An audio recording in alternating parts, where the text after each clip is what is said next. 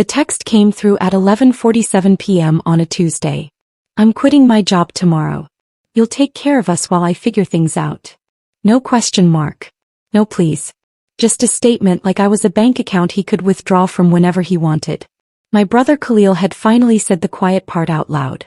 And 3 months later, when his wife Amara was crying in my driveway, begging me to fix what I'd broken, I just smiled and said the same thing he once told me, figure it out. Have you ever been treated like a safety net instead of a person? Have ever carried the burden of everyone while you wallow in yours? This story is for you. Hit that subscribe button, like this video, and leave a comment of where you are watching from, because what happened next proved that silence isn't weakness. It's strategy. And sometimes the best revenge is just stepping aside and letting gravity do the work. My name is Zara Okafor, and I've been the responsible one my entire life. Not by choice but by design. When you're the oldest daughter in a Nigerian family, responsibility isn't given to you. It's tattooed onto your bones before you can even spell the word. I'm a data analyst for a major e-commerce platform, the kind of company people recognize by logo alone. I work remotely from Austin, Texas, managing predictive models that help optimize supply chains across 3 continents. The pay is excellent. The work is demanding. And for the last 6 years I've been very good at it. My brother Khalil is 2 years younger than me, but you'd think it was 10 the way our parents treat him. He's always been the golden child, the son, the one who got piano lessons while I got extra chores. The one who got a car for his 16th birthday while I got a lecture about saving money. When Khalil graduated college with a communications degree and no plan, my parents called it finding himself. When I took an extra year to finish my computer science degree because I was working 2 jobs to pay for it, they called it falling behind. The patterns were set early, and I learned to live with them. Khalil married Amara 6 years ago. She's beautiful, sharp-tongued, and has never worked a full day in her life. She calls herself a wellness consultant, which as far as I can tell means she posts yoga photos on Instagram and sells essential oils to her friends.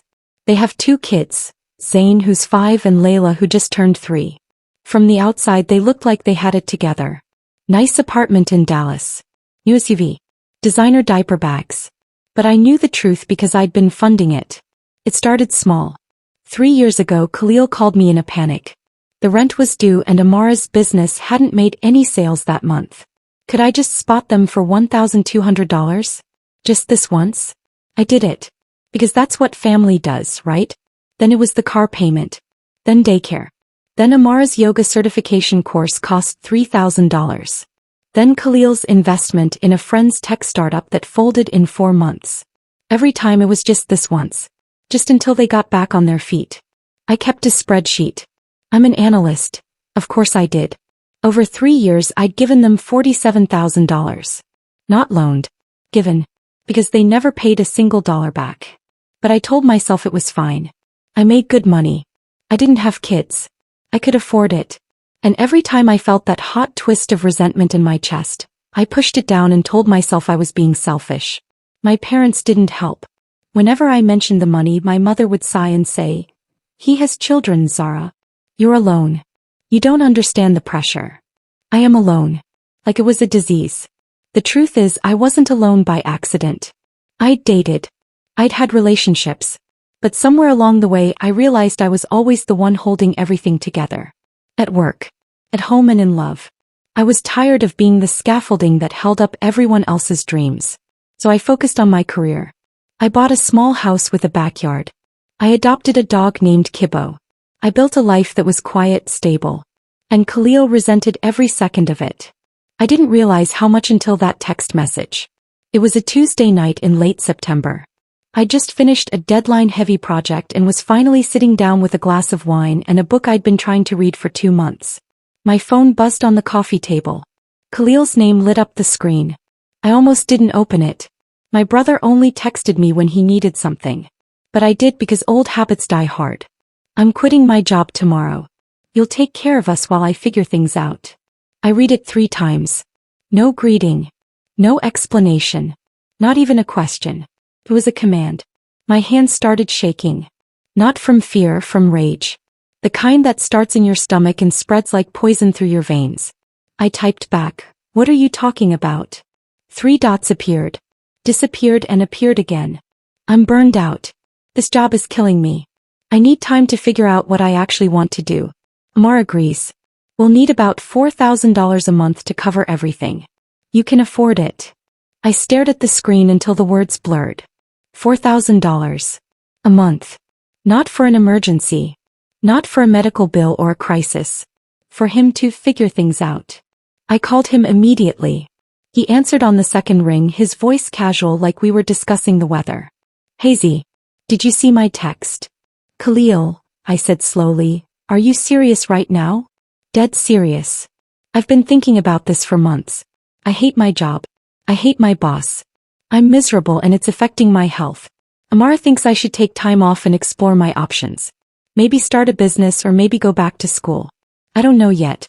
But I can't keep doing this. So you're just quitting? With 2 kids and a mortgage. That's why I'm telling you, he said like it was obvious. You don't have kids. You don't have anyone depending on you. You've always been good with money. This is what the family does, Zara. We help each other. The audacity of it knocked the breath out of me. Khalil, I've given you $47,000 over the last 3 years. He was silent. What? He said finally. 47,000. I have the receipts. The spreadsheet. Every transfer, every Venmo, every time you called me crying about rent or daycare or your car. I've been helping you. For years. And I appreciate that, he said, his tone shifting slightly. But this is different. This is about my mental health. You wouldn't want me to have a breakdown, would you? I almost laughed. So your mental health is my financial responsibility? You're my sister, he snapped. You're supposed to support me.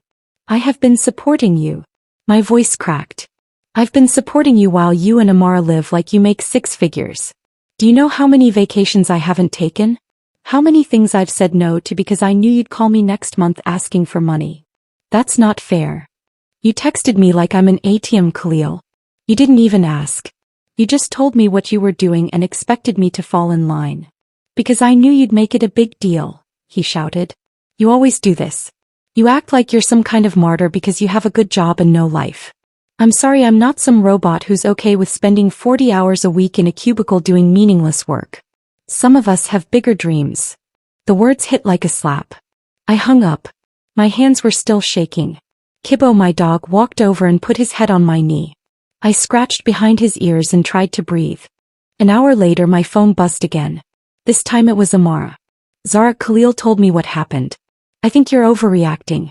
He's going through a really hard time and instead of supporting him you're making it about money. That's really disappointing. I didn't respond. Another text. We're family. We're supposed to be there for each other. I don't know what's happened to you but you've changed. You used to care. I blocked her number. Then I opened my banking app and did something I should have done years ago. I removed Khalil from my Venmo contacts. I deleted him from my Zelle. I changed my direct deposit information so no one in my family could accidentally see my pay stubs. And then I went to bed. But I didn't sleep. I lay there in the dark, staring at the ceiling, replaying every conversation. Every guilt trip. Every time my mother said, "He has children, Zara. You don't understand." And I realized something. They didn't see me as family. They saw me as a resource. The next morning my mother called. I let it ring. She called again. Then my father. Then Khalil. Then a number I didn't recognize, which I later realized was Amara calling from a different phone. I ignored all of them. By lunchtime my mother had left 4 voicemails. I listened to them while eating a salad at my desk. The first one was sweet. "Zara, sweetheart, call me back. Khalil is very upset. Let's talk about this." The second one was confusing. "I don't understand why you're being so stubborn. He's your brother. He needs help." The third one was frustrating too. "This is ridiculous. You're acting like a child. Call me back right now." The fourth one was cold. "Fine. If this is how you want to be, then that's your choice. But don't come crying to us when you need something." I deleted all of them. That afternoon I got an email from my father. It was short. "Zara, your mother and I are very disappointed in you. Khalil made a mistake in how he approached you, but that doesn't mean you abandon him. He's family. We raised you better than this. Do the right thing." I didn't respond. Instead I opened my spreadsheet. The one I'd been keeping for 3 years. And I added a new column, Total financial support provided.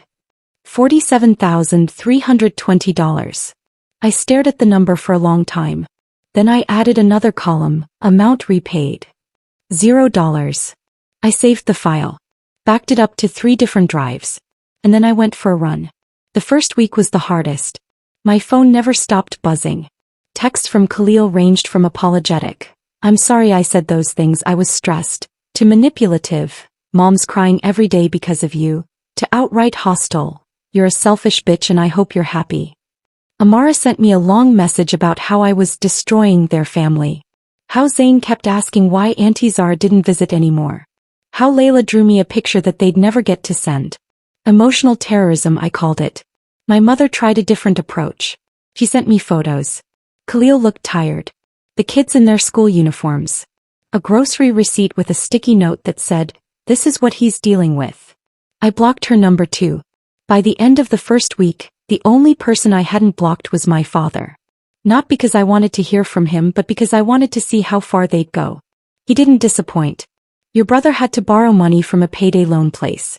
18% interest. Are you happy now?" I wasn't happy. But I wasn't guilty either. Because here's the thing about people who've been enabled their whole lives. They don't know how to function without their safety net. And Khalil's safety net had always been me. Now he was free falling. And part of me, the part one wasn't proud of, wanted to watch him hit the ground. By week 3, the desperation had reached a new level. Amara posted a GoFundMe. I found out through a former coworker who sent me the link with a string of question marks. The page had a photo of Khalil and Amar with the kids, all of them smiling at the camera. The headline read, "Help our family through a hard time." The description made my blood boil. After years of working tirelessly to provide for our family, my husband Khalil has reached a breaking point. The stress of his job has taken a serious toll on his mental and physical health. With mounting bills and 2 young children to care for, we're reaching out to our community for support while Khalil focuses on healing and finding a career path that doesn't destroy him. Any amount helps. Thank you for your kindness. No mention of me. No mention of the $47,000. No mention of the fact that they'd been living beyond their means for years while I quietly funded their lifestyle. Just a sanitized sob story designed to extract sympathy and cash from strangers. The comments were even worse. Sending prayers. "You guys are so strong." I donated $50. Hang in there. I felt sick. But what really got me was the goal. $15,000. They were asking strangers for a third of what I'd already given them. I screenshot the entire page. Every comment. Every donation. The description. All of it. Then I closed my laptop and went to the gym. I ran on the treadmill until my legs screamed and my lungs burned and I couldn't think about anything except breathing. When I got home, my father had sent another email. "I hope you're proud of yourself. Your brother is humiliating himself online because you refused to help. This is on you." I didn't respond. Instead, I logged into my bank account and set up automatic transfers. Not to Khalil. To myself. Every month, I'd been in the habit of sending him money. My brain had been trained to see that expense as normal. So I redirected it. $4,000 a month into a high-yield savings account I labeled Freedom Fund. If he wanted to guilt me for having money, fine. I'd have more of it. October came and went. Then November. The text slowed. Not because they'd given up, but because they'd realized I wasn't responding. My mother tried calling from different numbers. Friends, neighbors, even my cousin Adana, who I hadn't spoken to in 5 years. I didn't answer any of them. But I was watching. Through mutual friends, through Instagram stories I viewed from a fake account, through my cousin Adana, who eventually gave up being a messenger and just started telling me everything out of spite for my mother. Here's what I learned. Khalil didn't quit his job. He got fired. 2 weeks after his dramatic text to me, he stormed into his manager's office and told him he was done with corporate bullshit. His manager apparently agreed and accepted his resignation on the spot. But HR coded it as termination for insubordination, which meant no unemployment benefits. Amara's wellness business? Non-existent. She hadn't made a sale in 8 months. They'd been living off credit cards. My money had been paying the minimums while they racked up new charges. Without me, the house of cards collapsed in weeks. By mid-November, they'd missed 2 rent payments. Their landlord started eviction proceedings. Khalil got a job at a call center. $16 an hour. He lasted 3 days before quitting, claiming the supervisor disrespected him. Amara started a new Instagram campaign, this time selling her old clothes and designer bags. The ones I'd watched her buy with money she definitely didn't have. The GoFundMe reached $3,400 before people stopped donating. It wasn't enough. My mother called me from the hospital in early December. I answered because I thought someone had died. "Zara," she said, her voice tight. "Your brother is in the emergency room." My stomach dropped. What happened? He had a panic attack.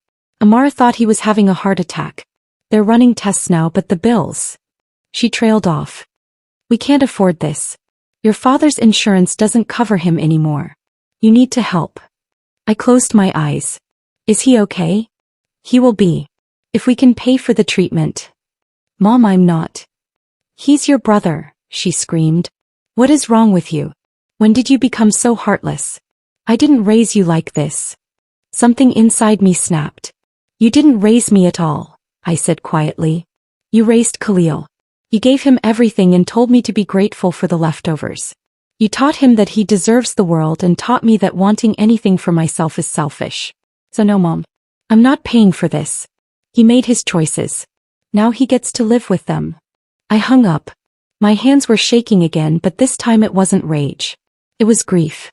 Because I realized I'd just lost my family. Not because of what I'd done, but because of what they'd never seen me as. A daughter, sister, or a person. They only saw me as a wallet. Christmas was quiet. I didn't go home. I didn't call. I sent cards to my niece and nephew with $20 gift cards inside, addressed only to them. I spent the day with Kibo watching movies and eating takeout Chinese food. It should have been sad. But it wasn't. It was peaceful. For the first time in my adult life, I had a holiday where no one asked me for anything. 2 days after Christmas, Adana called me. "You need to know something," she said. "What?" "Your parents took out a loan. A big one. They put their house up as collateral to help Khalil." My blood went cold. "How much?" $50,000. I sat down. "Why would they do that?" "Because they think you'll cave eventually. They think once Khalil loses his apartment and the kids have nowhere to go, you'll step in and fix everything. The loan was supposed to buy them time until you came around." "I'm not coming around." "I know," Adana said. "But they don't believe that. And now they're going to lose everything too." I should have felt guilty. I didn't. January brought clarity. Khalil and Amara were evicted on January 9th. I know because Amara posted about it on Instagram, framing it as a new chapter and minimalist living. The photo showed them smiling in front of a U-Haul truck. What she didn't post, they were moving into my parents' house. All 4 of them. Into the same 3-bedroom house my parents had taken a loan against. I found out through Adana, who was gleefully watching the chaos unfold. "Your mom is losing her mind," she told me over the phone. "Layla cries all night. Zayn broke one of her vases. Khalil and your dad got into a screaming match over who left dishes in the sink. And Amara just sits on the couch scrolling through her phone like she's on vacation. How long are they staying?" "Indefinitely, apparently. Khalil says he needs time to rebuild. Your mom's already complaining that she can't breathe in her own house." I smiled. I couldn't help it. For years my parents had chosen Khalil over me. They'd enabled his irresponsibility, funded his delusions, and blamed me for not sacrificing more. Now they were living with the consequences. And I was 800 miles away, sleeping soundly in my quiet house. But I wasn't done. The idea came to me in late January. I was reviewing a report at work, analyzing shopping patterns during the holiday season, when I noticed something interesting. A category of products had spiked in December: home organization and minimalism guides. People bought them after the holidays when their houses were cluttered and chaotic. They wanted control, order, and peace. And then it hit me. Khalil didn't need money. He needed accountability. For years I'd been his escape hatch. Every time he made a bad decision, I was there to soften the landing. He never learned because he never had to. But what if I made sure he couldn't run anymore? I opened a new document and started typing. Here's what I knew about my brother. He had an ego the size of Texas. He thought he was smarter than everyone else, more talented, more deserving. He was terrible with money but refused to admit it.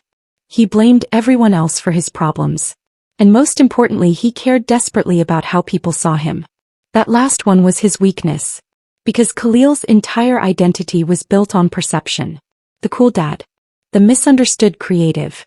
The guy who was too good for regular jobs. He couldn't stand being seen as a failure. So I was going to make sure everyone saw exactly what he was. Step 1 was simple. I created a folder on my computer. Inside it, I put everything.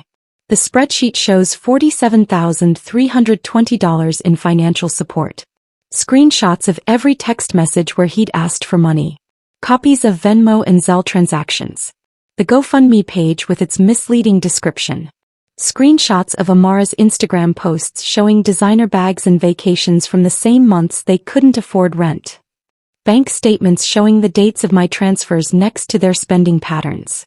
I haven't done anything with it yet. I just organized it. Made it clean. Make it clear. Evidence. Step 2 was patience. I knew my family. I knew how they operated. And I knew that eventually they'd push too far. I just had to wait. I didn't have to wait long.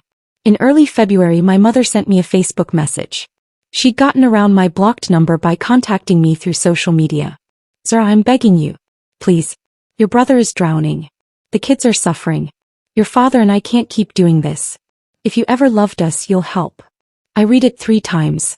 Then I typed a response. Mom, I've helped for 3 years. I gave Khalil $47,000. I have proof. If he's drowning, it's because he never learned to swim. I'm sorry, but I'm done. I attached the spreadsheet. Then I hit send. 30 minutes later, my phone exploded. My mother called 16 times. My father sent an email with the subject line, "How dare you?" Khalil left a voicemail so full of screaming I couldn't even make out the words. And Amara? Amara posted about me. She didn't use my name, but it was obvious. Some people will smile at your face and stab you in the back. Family isn't always blood.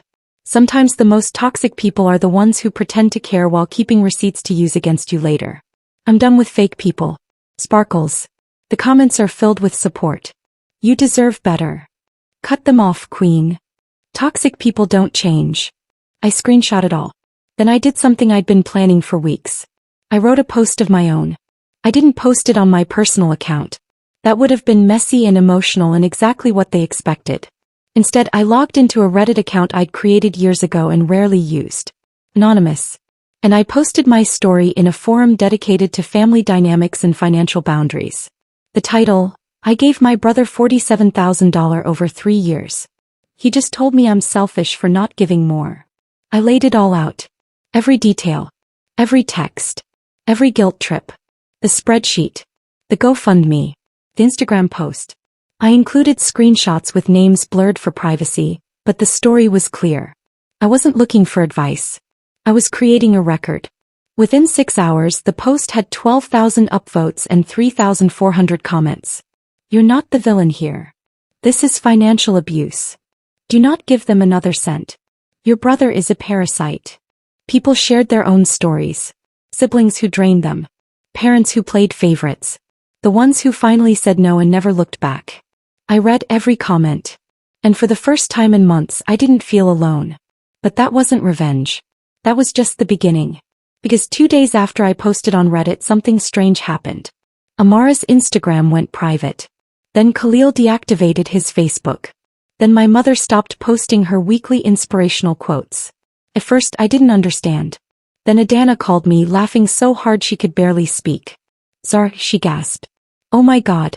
You need to see this. See what? Someone found Amara's GoFundMe.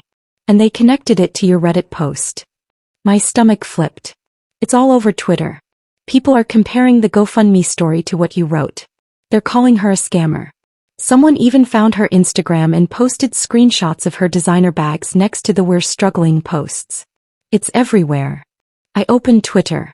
He was right. A thread with 40,000 likes compared Amara's GoFundMe to my Reddit post, noting the similarities in timeline and details. People had found her public Instagram posts from before she went private. Photos of expensive brunches, new clothes, family trips to the zoo with captions like, "Making memories." All while she was begging strangers for grocery money. The comments were brutal. This is why I don't donate to GoFundMe anymore. Imagine scamming people while your sister-in-law is funding your life.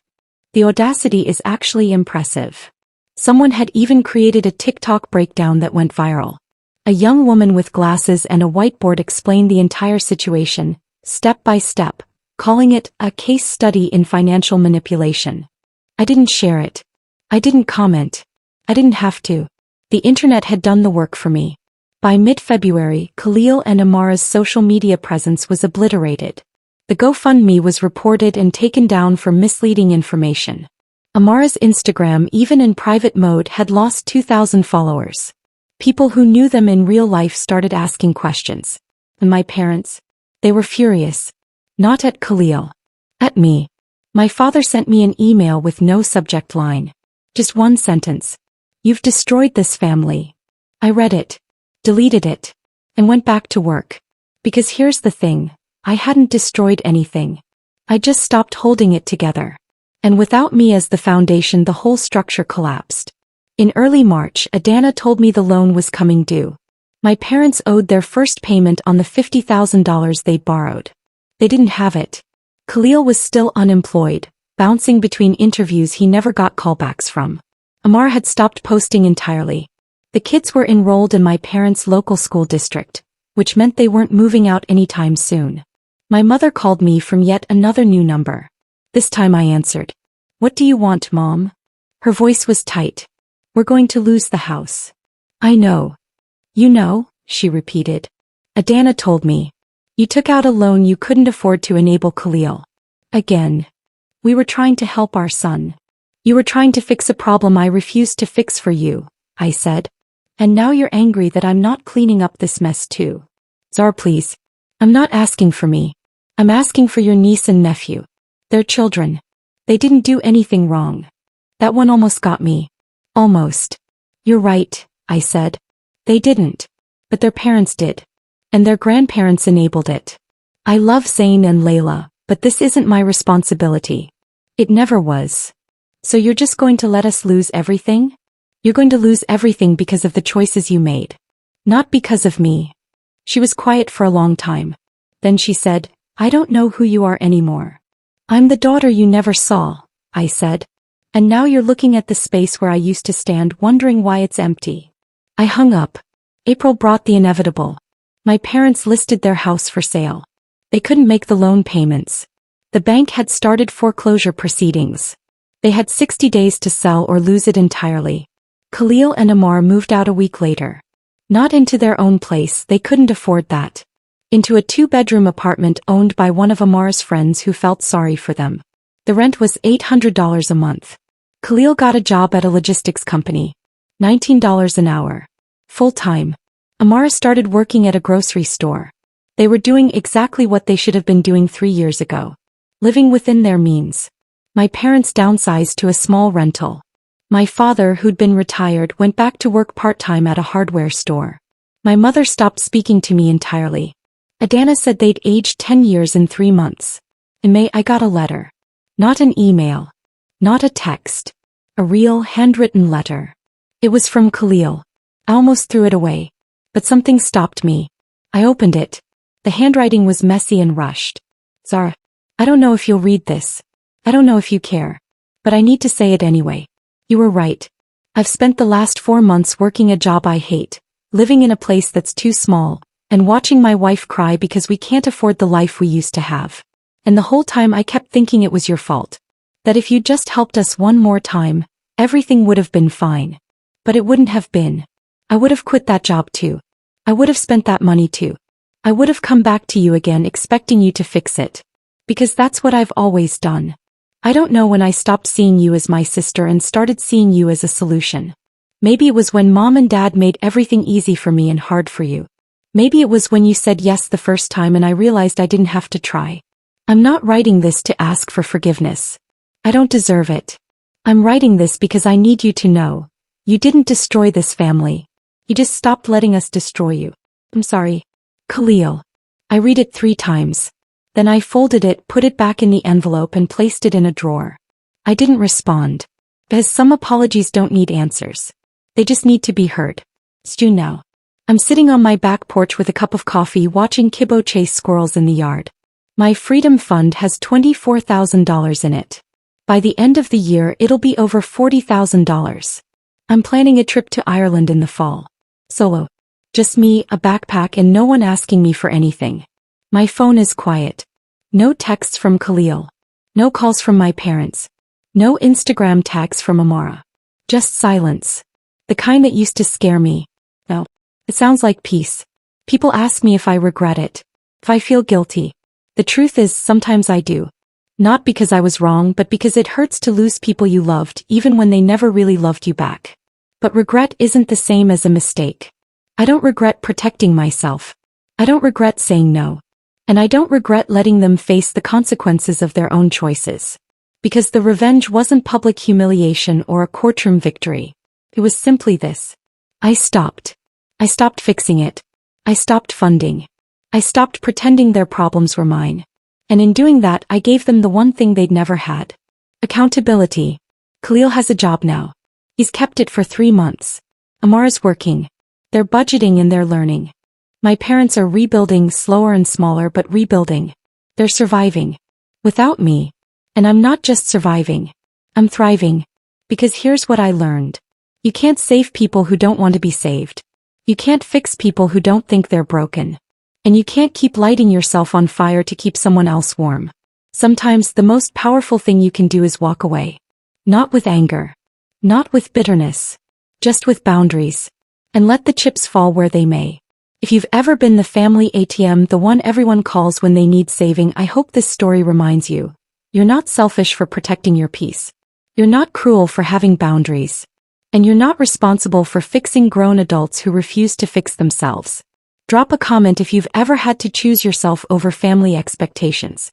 Hit that subscribe button for more stories about standing up, setting boundaries, and choosing yourself. And remember, sometimes the best revenge is just stepping back and letting people experience the life they built. Thanks for listening.